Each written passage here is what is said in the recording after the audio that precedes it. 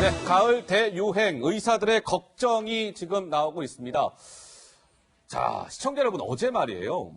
이 코로나19 관련해서 전문가들로 구성이 된 신종감염병 중앙임상위원회라는 데가 있습니다. 여기 이제 의사분들이 모여있는 전문가 집단이죠.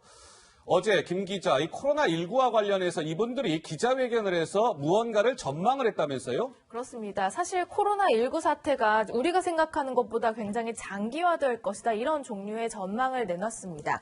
코로나19 가을 대유행을 거쳐서 내년까지 간다라는 내용입니다. 국내 인구의 60%가 이 코로나19에 면역이 생길 때까지 감염 사태가 이어질 수 있다라는 얘기인데요. 현 인구 기준으로 60%를 계산해보면 최대 약 3,100만 명이 감염될 수 있다. 이런 가능성을 내비친 겁니다. 오명돈 중앙임상위원장 어제 얘기 한번 들어보시죠. 인구의 60%가 이 바이러스의 면역을 가지게 되었을 때 비로소 확산을 멈출 수 있습니다. 우리가 면역을 가질 수 있는 방법은 예방주사를 맞거나 아니면 감염된 후 회복되어 자연 면역을 획득하는 두 가지 방법밖에 없습니다. 인구 집단의 면역을 일시에 60% 이상 끌어올릴 수 있는 방법은 예방접종밖에는 없습니다. 그러나 백신이 나오려면 적어도 12개월을 기다려야 합니다. 코로나19 팬데믹은 누구도 피할 수 없습니다. 백신이 개발되기 전까지 코로나19 방역의 주체는 우리 자신이 될 수밖에 없습니다. 그러니까 이 오명돈 위원장은 서울의대 감염내과 교수죠. 근데 이분이 어제 이제 기자회견에서 이렇게 얘기한 겁니다. 코로나19가 이제 좀 있으면 가을이잖아요. 이 가을 대유행이라는 것을 거치면서 내년까지 간다. 저희가 사실 코로나19 관련해서 이 뉴스를 전면에 내세운 이유가 있습니다. 많은 분들이 지금 그걸 궁금해하세요. 아니 도대체 이 코로나19 언제까지 가는 거야? 주변에서 이런 얘기 하시는 분들 많잖아요. 근데 이 오명돈 교수는 내년까지 간다라고 얘기했습니다. 그리고 국내 인구의 60%가 코로나19에 면역이 생길 때까지 감염 사태가 이어질 수 있다. 이 얘기인즉슨 단순 계산만 해보면 아까 김 기자 설명대로 현 인구 기준 한 3,100만 명 정도가 감염될 수 있다는 얘기인데 우리 백 교수 보시기에는 저 얘기는 우리가 어떻게 해석하면 되는 겁니까? 저 얘기가 뭐 틀린 얘기는 아닙니다. 틀린 얘기는 아닙니까? 60%가 만약 감염된다면은 더 이상 갈 데가 없어지는 거죠. 바이러스가 사람과 사람 사이의 전파인데 그 중간에 많은 사람들이 면역이 있다 그러면은 사람과 사람 사이가 굉장히 멀어져서 더 이상 확산이 되지 않는 것이죠. 하지만 우리가 방역이라는 것을 하는 이유는 네. 이 방역의 의미는 이 확산되는 것을 막아서 현재의 적은 수가 바이러스를 가지고 있고 또 웬만한 사람들은 많이 그 바이러스에 대한 면역을 갖고 있다 하면은 60%가 가지 않아도 사실은 종식을 시킬 수 있어요, 우리나라에서. 예. 하지만 이 우리나라에서 종식으로 끝나는 것이 아닌 것이 지금 해외에서 그 엄청나게 많은 사람들이 감염이 돼서 들어온다면은 영유입? 예, 이 영유입이 무증상 감염으로 들어오는 사람들을 우리가 방역해서 지금 상황으로 잡기는 굉장히 어려운 부분이 분명히 있거든요. 예. 지금 우리는 방역을 완벽하게 하고 있어요.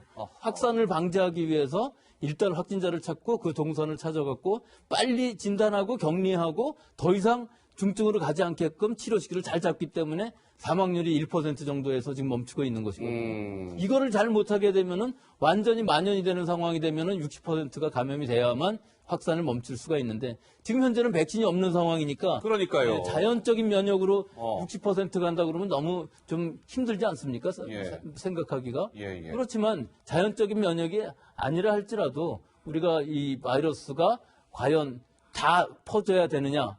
우리처럼 이렇게 방역을 하게 되면은 아주 천천히 사망자는 많이 줄이면서 피해는 많이 줄이면서 결국은 60%라는 사람이 별 증상 없이 넘어갈 수가 있는 거거든요. 예. 이런 상황을 가기 위해서 우리가 방역이라는 것도 하는 것이고 의료 수준이라는 것도 감염이 됐을 때 어떻게 하면 이 사람이 중증으로 가지 않게 하느냐. 중증이 됐을 때 그다음에 어떻게 하면 사망하지 않게 하느냐 하는 것이 의료 수준인 것이기 때문에 꼭 너무 공포스러울 필요는 없을 것 같습니다. 공포스러울 필요는 없으나 저런 가능성도 우리가 이제 뭐 완전 배제할 수가 없는 것이죠.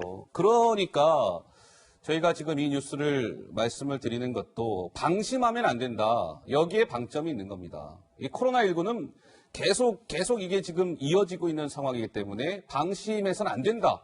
이 방역의 고삐를 늦춰서는 안 된다. 바짝 죄야 된다. 이런 건데요. 그런데 일부에서는 말이에요, 시청자 여러분, 너무 좀 방심하는 것 같아요. 그래서 코로나19 확진자가 나오고 있습니다. 무슨 얘기일까요? 김 기자, 무슨 얘기예요? 위험한 꽃놀이 이런 얘기입니다. 이게 지자체에서 봄 축제 뭐 이런 거 많이 하잖아요. 지금 워낙 날씨도 좋고 뭐 바람도 좀 따뜻한 바람이 불기 시작하면서 여러 곳에서 꽃들도 막 피고 그러니까 상춘객들이 곳곳에서 나오는데요. 관광객은 좀 좋지만 해당 지역 주민들은 좀 걱정이 큽니다. 관련 목소리가 준비돼 있습니다. 코로나 때문에 집에 갇혀 있다 보니까 너무 답답하기도 하고 공기도 좋고 꽃들도 너무 보기가 좋고 기분이 너무 좋아요. 상쾌하고. 정부에서 이런 봄꽃 좀 보는 거 좀 자제하라. 그렇죠. 그렇게 막 열심히 막 하는 공간에 갇혀 있지 않으니까 나오니까 너무 좋아요. 상쾌가 안 한다고 내 몸이 추워지면 돈 몇 푼이 추운 건 아니다.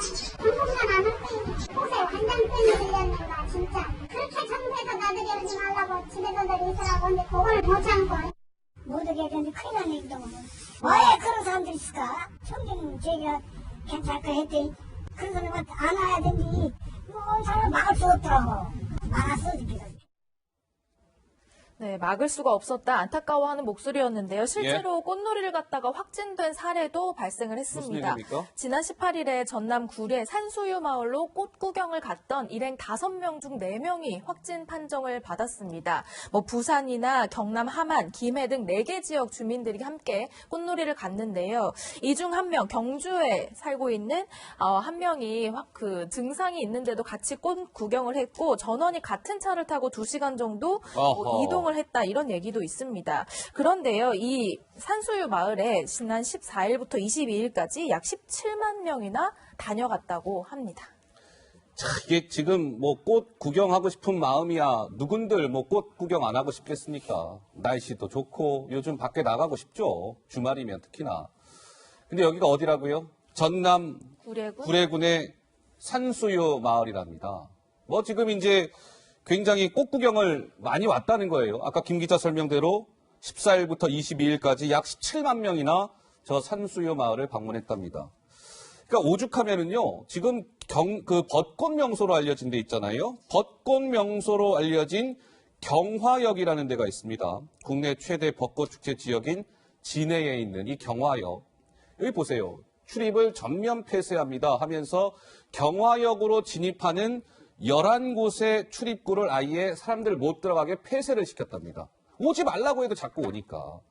근데 백 교수님, 이게요, 야외라고 해서 안전한 게 아니죠? 물론 그렇긴 합니다. 예. 예. 야외에서 많은 사람이 모이면 이건 물론 안전하지 않죠. 예. 하지만 이 문제는 뭐냐면은 지금 1월 20일 날 우리나라에서 첫 환자가 생겼는데 계속 이번 주가 변곡점이다. 뭐 2주 후가 그렇다. 지금도 또 2주 후거든요. 그러니까 장기적인 관점에서 봤을 때는 외출을 해야만 합니다. 하기는. 예, 모든 사람이 다 집에만 있을 수가 없기 때문에 우리나라의 이 방역이라는 것은 상당히 민주적으로 자발적으로 밖에 안 나가고 서로의 만남을 자제하고 지금 계속 이래왔기 때문에 앞으로 장기적으로 간다 그러면은 야외에 나갔을 때는 어떻게 행동을 해야 되느냐. 즉 관광 같은 거는 다 하지 말아야 되죠. 또 여러 사람이 같이 나가는 것도 하지 말아야 되죠. 그렇지만 자기 식구들끼리 사람이 없는 데서 좀 나가서 바람도 쐬고 햇볕도 쏘이고 산보도 하고 그러고서 화장실도 가야 되고 손 씻기 잘하고 또 그다음에 자기 집에 들어와서도 손 씻기 잘하고 뭐 이런 행동 지침을 준다면은 실제 야외에서 사람들이 많이 모이지 않은 상황에서는 감염될 확률이 없기 때문에 어느 정도의 장기적인 관점에 봤을 때에는 이런 행동 지침이 분명히 있어야 하겠다는 것입니다. 예. 알겠습니다. 당분간은 좀 저렇게 자제하는 그런 움직임이 좀 필요할 것 같습니다. 지금 뭐 진해도 그렇고 지금 전남 구례의 산수유 마을 당장에 지금 4명 확진자 나온 거 아니겠습니까? 자, 그런데 이분 얘기 좀 해볼게요. 지난번에도 한번 이분이 코로나19와 관련해서 너무 이거 조금 이른바 좀 정신을 못 차리는 거 아니냐 이런 비판을 받았던 인물. 김 기자 무슨 또 강연을 했다면서요? 그렇습니다. 이 시국에 허경영 대표가 또 이제 대규모 강연을 해서 무리를 빚고 있습니다. 대규모 강연의 모습이 어땠는지 먼저 보고 오시죠. 원장님, 이 모임 사람들 중에 코로나 환자가 없습니까? 없대. 없죠? 우리 이 건물 오늘 강의 듣는 사람 이 몇백 명 가운데는 코로나 환자가 없어. 알겠죠? 그래서 여러분들이 허경영 지지자가 아니라도 지금 이 방법을 쓰면 코로나 환자를 정확하게 알아낼 수 있어요.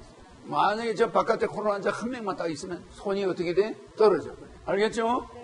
겁낼 필요 없죠? 우리가 코로나는 이제 새로운 약이 발견됐으니까 먹는 약으로 크게 위험은 이제 떨어집니다. 이제 그래서 내가 코로나를 잠잠하라 이렇게 다시 이제 지시를 할 거예요. 알겠죠?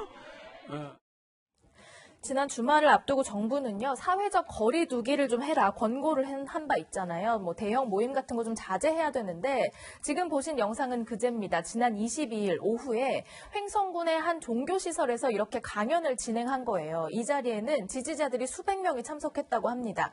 주최 측은 물론 방역을 철저히 한 뒤에 했다 이렇게 얘기하고 있지만요. 횡성군 차원에서 확진자 발생 시에 손해배상을 청구한다는 방침입니다. 예, 22일 날 허경영 대표가 횡성에 있는 한 종교시설에서 강연하는 모습이 준비가 되어 있을 겁니다. 바로 이거죠. 예, 수백 명이 참석을 했답니다. 마스크 착용했습니까? 안 했습니까? 안 했습니다. 마스크 착용도 안 한 상황에서 저렇게 강연을 했어요. 지난번에 허경영 대표가 종로에 있는 한 그 실내, 이거죠? 예, 종로에 있는 한 실내 장소에서도 수백 명의 지지자 앞에서 마스크도 거의 착용하지 않은 사람들을 상대로 강연에 나서서 논란을 빚은 바 있었는데 우리 백 교수 보시기에는 저 허 대표의 저런 모습 보면 무슨 생각 드세요? 뭐 거의 신의 경지에 들어서 계시네요. 신의 경지에 네, 들어서. 바이러스를 제어할 수 있다. 약이 있다. 내가 명령하면 없앨 수 있다 하는 정도의 얘기니까 뭐 이건 과학은 아니고 종교라면은 맞겠습니다만은 일단 지금 4월 6일 날 학생들이 개학하기 위해서는 앞으로 2주 동안은 어떤 모임도 하지 않아야 될 것이고 실내라 그러면 자기 집이 아닌 다른 실내에서 여러 사람이 모이는 건 무조건 하지 말아야 됩니다. 지금 두 사람의 친구 간에 있어서 지금 밥을 먹는 것을 안 하고 있지 않습니까? 네. 이런 상황에서 이 수백 명이 모인다는 의미는 여러 지역에서 모여서 여러 지역으로 전파가 된다면 굉장히 큰 문제가 될 수가 있기 때문에 예. 아마 이런 행동은 지금으로서는 완전히 그 정부 당국이나 모든 국민의 비난을 받아서 마땅하다고 생각합니다. 예, 알겠습니다. 자, 허경영 대표 얘기까지 해봤습니다. 자, 하여튼 코로나19 지금 방심해서는 안 되는 시점인 것만은 분명합니다. 꽃 구경하고 싶어도 좀 참아야 되고 뭔가 모임하고 싶어도 참아야 되는 그런 상황이 계속 이어지고 있는 것 같습니다.